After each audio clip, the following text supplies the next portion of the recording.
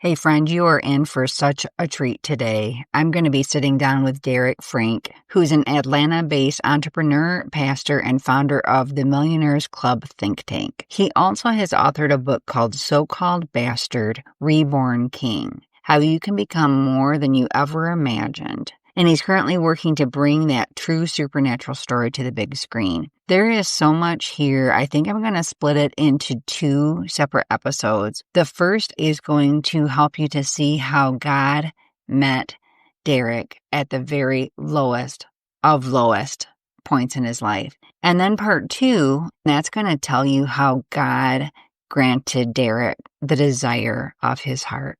So without further ado, let's get to it.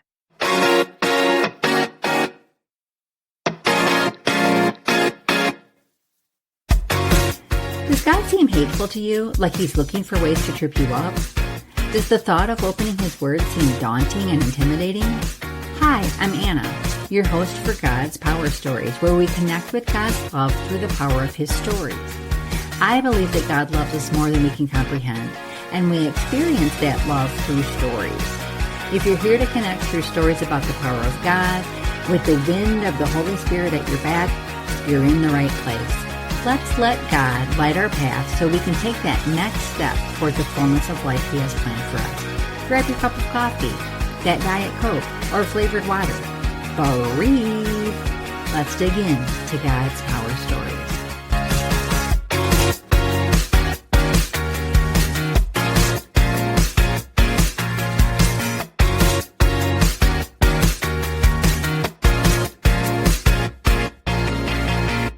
Hey, Derrick, I'm so glad to have you here today. I just got a chance to meet you, but tell us a little bit about what God's been doing in your life. It sounds like you've got a full story for us today.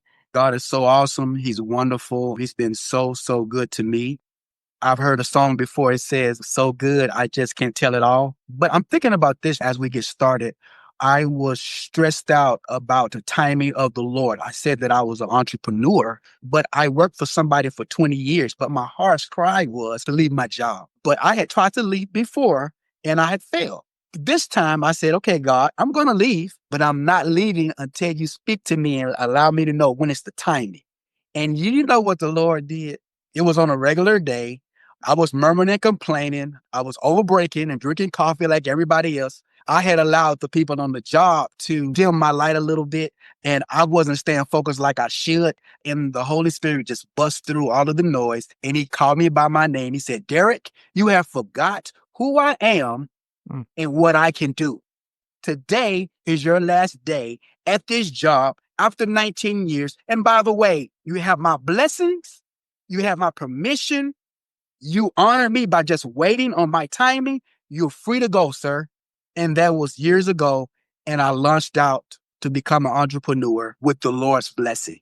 So Yes. beautiful. You know, he kind of did something similar to me. It was a few years ago now. It was in 2023. And I had just written my first book and was struggling with how am I going to continue in this job that I love, but at the same time, get that message out there that I felt like God needed to get out there through me. And he interrupted my thought patterns and he said, listen, I've set the table for you. It's time for you to come and dine.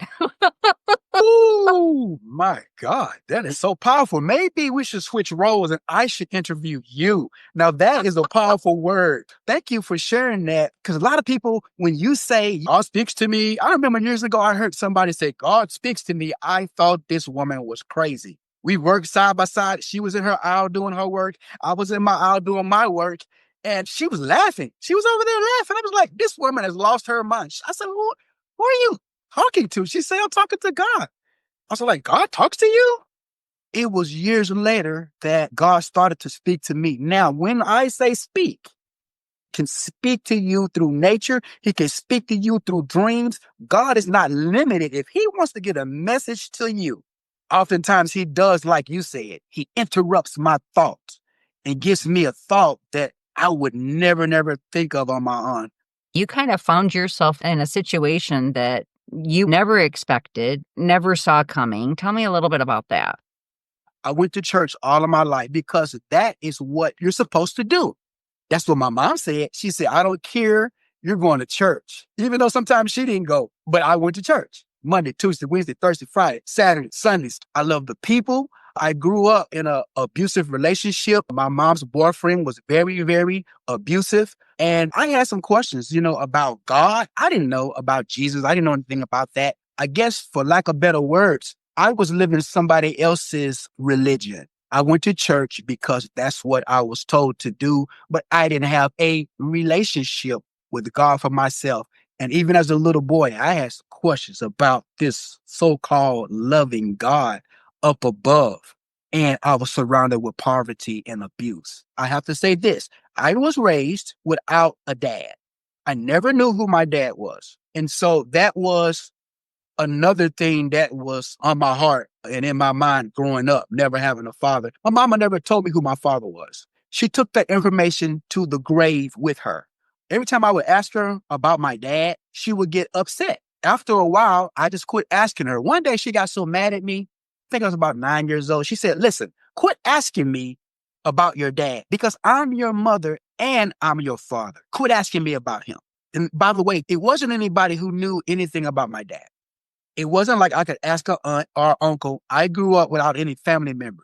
It wasn't until I left this small town as a ticket to get away from the abuse and the poverty. I joined the military. I didn't join for the right reason. It was just a way out. And I stayed in the military for a few years. Once I got out of the military, I was living with my girlfriend. We were having a hard time making ends meet. So I had this bright idea. I could sell a little marijuana. Everybody smoke marijuana, drinking beer, it's not going to hurt anything. So I started selling marijuana.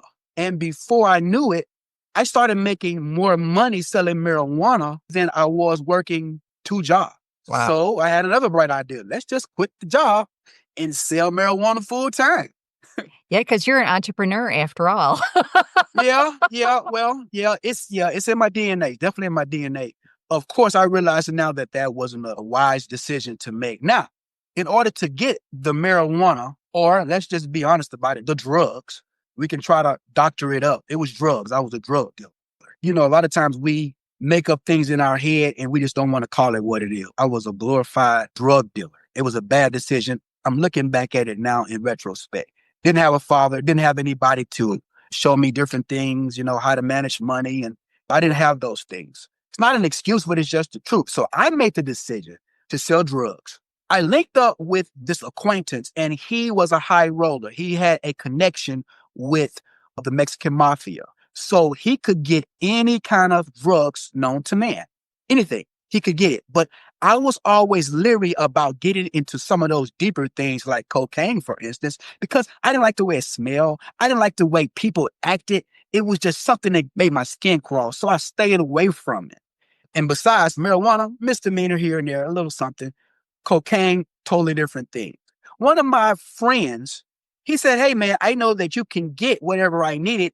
I know you don't fool with it, but can you get it for me? A large sum of cocaine. So I said, how much can I make off of it? I was just going to set up a deal and get paid for it. And that was it. But little did I know, the guys that we were dealing with, they were cold-hearted killers. And they never had any intention on buying drugs. They were going to kill me and my friend. Wow.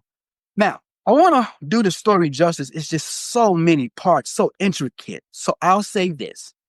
The whole time I was doing something I knew I shouldn't have been doing, my mother raised me better than that. And by the way, I never would tell her I hid it. Because if she knew I was selling drugs, she would be upset. I raised you better than this. Mm-hmm. So the whole time while I was selling drugs, I never had peace about it. Couldn't sleep. Everything always was going wrong, surrounded by trouble. It was something that I know I shouldn't have been doing. I knew it on the outside and I knew it on the inside. So these guys wanted these drugs. I was going to make a quick $4,000-$5,000 and be done with it. Easy money, but it's no such thing as easy money. It was a trick from the devil. But anyway, Here I am, gullible. Remember now, when I left this small town, I never stopped going to church. Even though I was doing some things that I shouldn't have been doing, I always kept that habit of going. I like church. I like the people, I like the music, I like the food, I like the camaraderie, but I still didn't have a relationship with God for myself. I didn't even know that God had a son called Jesus. I didn't know. I was just doing the church thing. But that whole month, people were coming to me saying, hey, I'm having dreams about you. I saw you in the casket. There was this woman who was my friend's mom. She was a dreamer. And whenever she said something, you could take it to the bank. But I was praising God like, hey, at least she hasn't dreamed about me. And one day she dreamed about me. And she said, listen, I do not know what it is that you and my son are up to, but God woke me up and told me last night that you guys are surrounded by trouble. Whatever you're doing, you better think twice because your life can be in jeopardy. The whole month, people were dreaming, dreaming, dreaming. And I didn't have peace. It was trouble all around. It was just thick with warning signs, warning signs, warning signs. I went to church that Sunday before this big deal. The man of God, the preacher lays his hands on my head and he snatches his hand away from my head and he says, the enemy wants to kill you. This man didn't even know me. He said, and he laughed, he chuckled, he said, ha ha. He said, I'm going to pray he don't succeed. He had no idea the trouble that I was in. Now, you want to ask yourself, why didn't I just stop? Just stop. It's not that easy sometimes. Sometimes when you're on a roller coaster, you can't just get off until it stops. I wanted to stop. By the way, that wasn't my long-term goal. I said, once I make enough money, I'm going to stop, move away, and start fresh. But you know that never happened. That morning when I woke up, I had a feeling that I've never had before in the pit of my stomach. And I don't know what it was. I've never felt anything like that in my life. It was almost like, I don't know how you were raised, but I was raised, my mama would whip my butt with a belt. It is what it is. She loved me and she didn't want me to go down the wrong path and she didn't spare the rod. It was a feeling I had. Best way I can describe it is like my mom, when I got in trouble at school, she said, when I get home, I'm going to wear you out. It's like butterflies. Like I'm watching the door. I'm watching the door like, oh my God, when is she coming? Because I know I'm going to get it. It was that feeling I had, but it was times 10. And I think that it was centered in my stomach for some reason. So I knew it had something to do with what I was about to do, make this drug deal. And so I got on my hands and knees. I'm getting teary-eyed because I think about it even now. I got on my hands and knees. I said, God, I'm sorry for selling drugs. You know, I never had a dad, grew up in poverty. The only thing I want is just a slice of this so-called American pie. Help me get to a point to where I can have enough to survive. And I'm going to do the right thing. But I'm getting ready to go ahead with this drug deal. Please protect me, guide me, and help me get to a better place. Now, it may sound crazy to somebody else, but it was true. It was unfiltered. And that's the prayer. I remember it even today. When the guys came, they were planning on killing me, my friend, and they thought it was going to be an easy thing. So when they got there, it was my friend, the high roller. He had the drugs. My other friend that had set the deal up, he couldn't be there. I had a bodyguard. The high roller had a bodyguard. And they thought they were going to come and just take it. 2 guys, no problem. By the way, they had killed people before, and I had no idea what I was getting myself into. These guys, if you was to see them, they were younger than I was. They was in their 20s. They were young. They were handsome. And you would never know that they were killers. I had no idea. And so they were shocked to find out it wasn't just me alone. It was just something weird about the whole thing. They start asking all these questions. The whole day was off. And I can remember trying to take control of something that had got out of control. Everybody was arguing back and forth. Like, who are all these guys here? They thought it was going to be 2 guys, but it was 4 or 5 guys. It wasn't going to be easy for them. So they said, you guys are going to try to hurt us. I said, guys. We have what you want. It's here. Do you want it or don't you? And so the guy that brought it to us, he looked at me and said, this is not like you. Normally when you call, it's easy. What's the problem? I said, well, you can negotiate with them if you want, but I'm done with it. It's clear that they don't want to buy anything. I had one of those thoughts that me and you talked about. They went off to the side and they were negotiating. I heard the guy who had brought the drugs. He said, hey, I'll even give you $1,000 off because I don't want to ride back across town with all of this stuff. Police were everywhere. That's a whole nother story. It's like piranhas. It was difficult. It was hard. Trouble surrounding us, and the police were everywhere. And so I remember him saying it, and then I had this thought. The thought was, hey, Derrick, go and look out the back door. By the time I opened the door and got out, put my foot on the ground, I heard gunshots. I was so scared.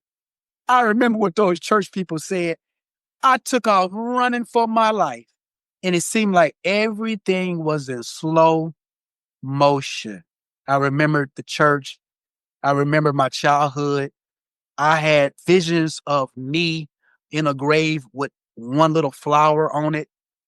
At the end of the day, none of that really mattered. And who would even care if I ever even lived? It was all for nothing. And so I was trying to run as fast as I could, but it was just like I was in quicksand. And before I know it, I reached my destination, a friend of mine. I knocked on the door and I asked her to let me in.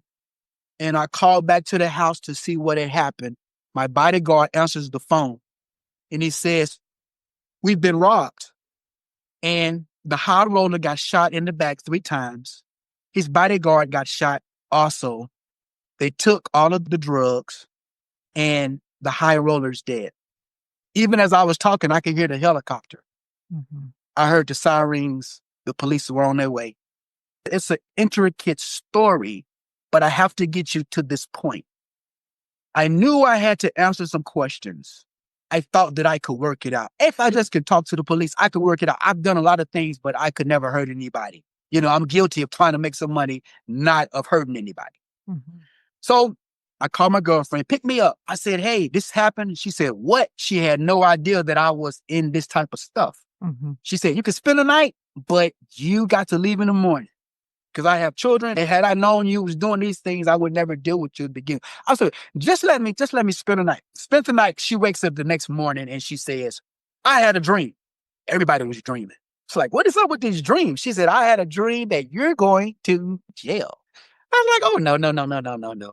I can work it out. I'll tell the police what actually happened. It wasn't me. She said, well, I can't help what I dreamed. You got to leave. So I left and went to Walmart. When I went to Walmart to get a change of clothing. I couldn't go back home. They had yellow tape around the whole house, and everybody was looking for Waldo. Where's Waldo? They was looking for me. Right. I actually thought that I could work myself out of this situation. Mm-hmm. Naive. As I was in Walmart, getting ready to check out, I look on the big screen on one of the TV monitors, and there's my face wanted for first-degree murder. Wow. I put my hat down and I tiptoed out of Walmart.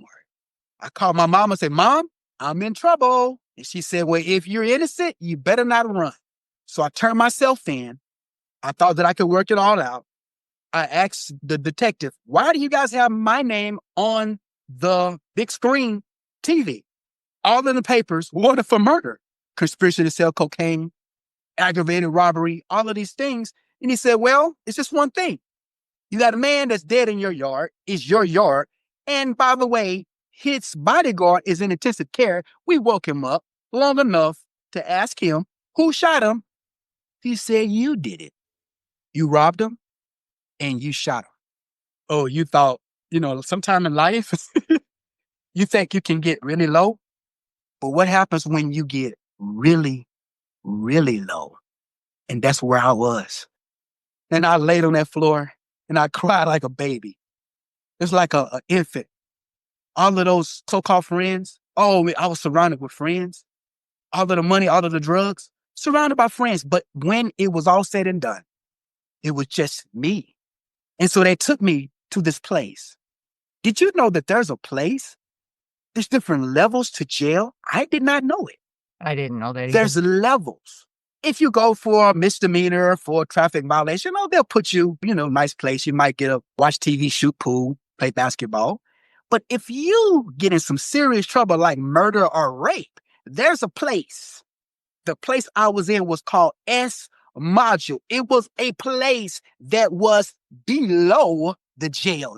Now listen, not only was I in a low state, spiritually and physically, they even put me in the bottom of the jail that was reserved for the special rapists and murderers. That's when I thought that I couldn't get any lower. I found myself in the bottom of the jail cell, and I was surrounded by people. It was so noisy with people that were deranged, with the real killers, with the real murders. And I can remember it was so loud.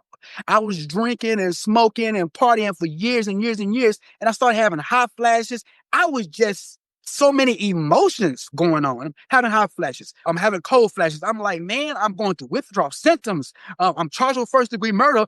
And they put me in the bottom of the jail cell. And here it comes. I thought about just giving up. Now, you know what I mean when I say giving up. Let's get a little explicit. I thought about tying a sheet around my neck and just giving up. Never had a father. This old world. All of these emotions, just give up. Somebody said that I killed him. How can I get out of this? And I heard that beautiful voice again. Late that night in that jail cell, it said, lift up your mattress. Lift up your mattress? I am going crazy. I'm hearing voices. But it was persistent. Lift up your mattress. Lift up your mattress. Lift up your mattress. Lift up your mattress. I lifted my mattress up. And do you want to know what I found? I'm afraid. What'd you find? I found the key to unlock every door. I found the supernatural key. I lifted up my mattress and I found the Bible. And do you know what I did? I did something that I had never done before. Remember I told you I was raised in church? I didn't have a relationship with God for myself. I never picked the Bible up and read actually what it says. I had somebody else's religion. I didn't have a relationship with God for myself. And I started to read it. And it was like supernaturally, I was washed in a supernatural peace that I can't explain. And I said, God, if you're real, yeah, you know what a lot of people say. God, if you're really real, if this thing is real, you get me out of this, I will serve you forevermore. And I will tell it everywhere I go. And man, I had a peace, a supernatural peace that night. Even though I was in jail, surrounded by bars and a lot of noise. But that night, there was a voice that spoke louder than any other voice. And it assured me that somehow, some way, everything was going to be all right. When I rededicated my life to God, I slept so good that night. When I woke up, I was shocked to realize that I was still in jail. I slept so good, I forgot where I was at. Wow. And I still was surrounded by bars. But I was free on the inside, and I kept reading the word. I devoured the word of the Lord. Something happened to me on the inside. God is so awesome. He's so strategic.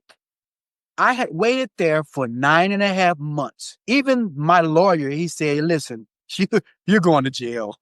You got somebody to say you shot him. They had all of the proof they needed. Only thing they have to do is prove motive. Drugs.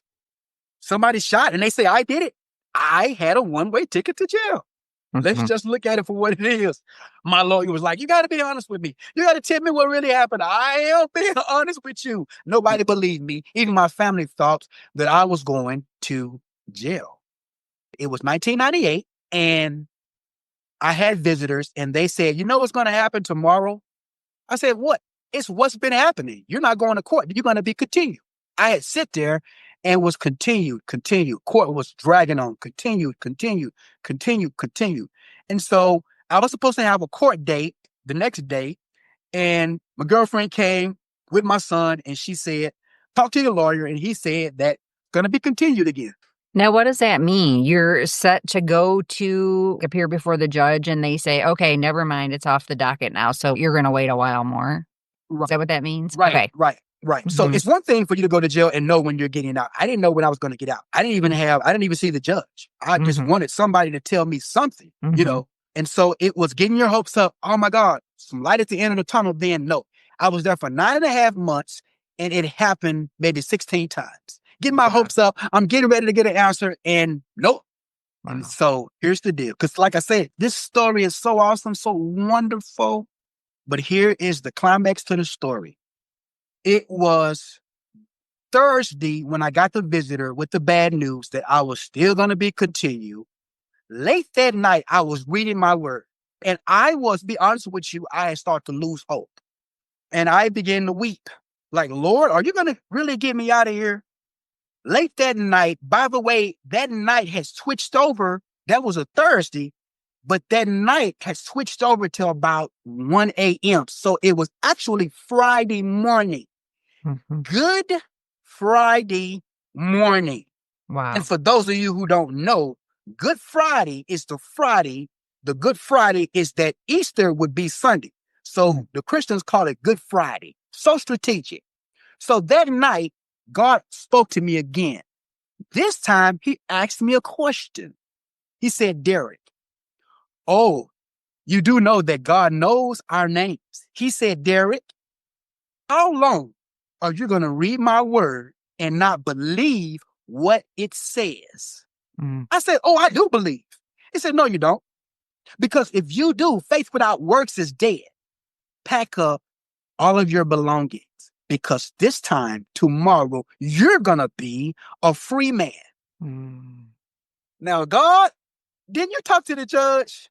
Don't you know they have all the proof they need? Don't you know that I've already had a visitor that said they already talked to the lawyer? God, do you not understand that there's no way? Are you going to break me out of here?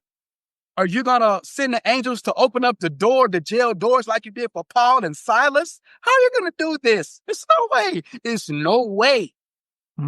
Said, faith without works is dead. Pack up all of your belongings, sir, because this time, tomorrow, you're going to be a free man. Oh, I woke up.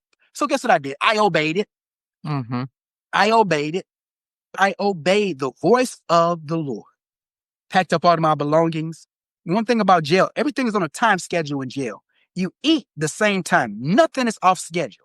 Nothing is off schedule. I knew that if they didn't call my name at 9:30, I wasn't going anywhere. I had sit there 9.5 months, and I knew if they didn't call me at 9:30, I had never seen those doors open up past 9:30. So that morning, they called everybody for court, and they didn't call my name. And listen, I had told a few people that I was getting out. By the way, if you are in jail, never tell anybody you're getting out. And you're not going to get out because they're going to ridicule you. Oh, he thought he was getting out. And I could hear them laughing and making fun.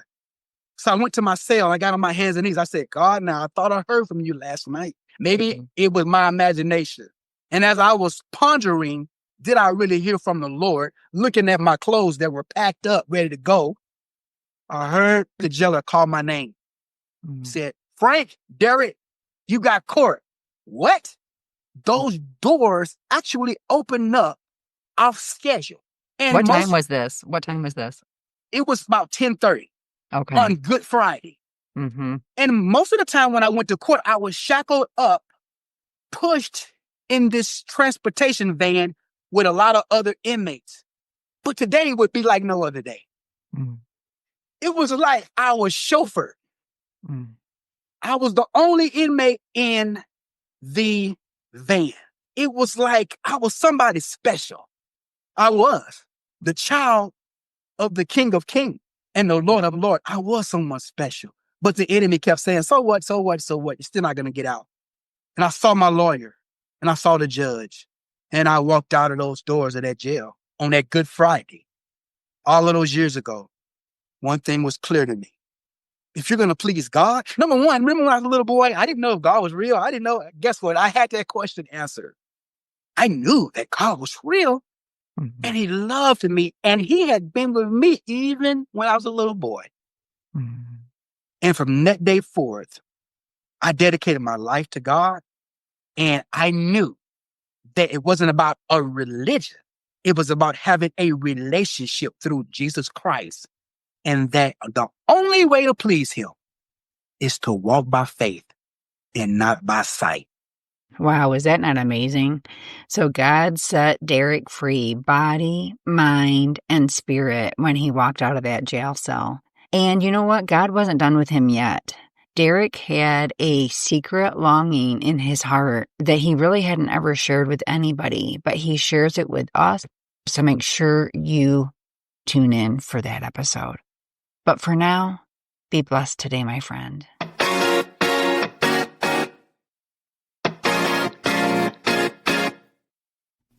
Hey, real quick, if this episode blessed you in some way, I'd love it if you leave a written review for the show over on Apple Podcasts. These are like gold to me. Reviews help me know what you enjoy while providing insight on what you want to learn about. Also, take a screenshot of the review or this episode so that you can share it on your Facebook or Instagram stories. For Facebook, tag me at Anna Moore Bradfield Author. For Instagram, use Anna Moore Bradfield. When I share you back in my stories, both our lights will shine a little brighter. May you witness God's power in your life today, my friend.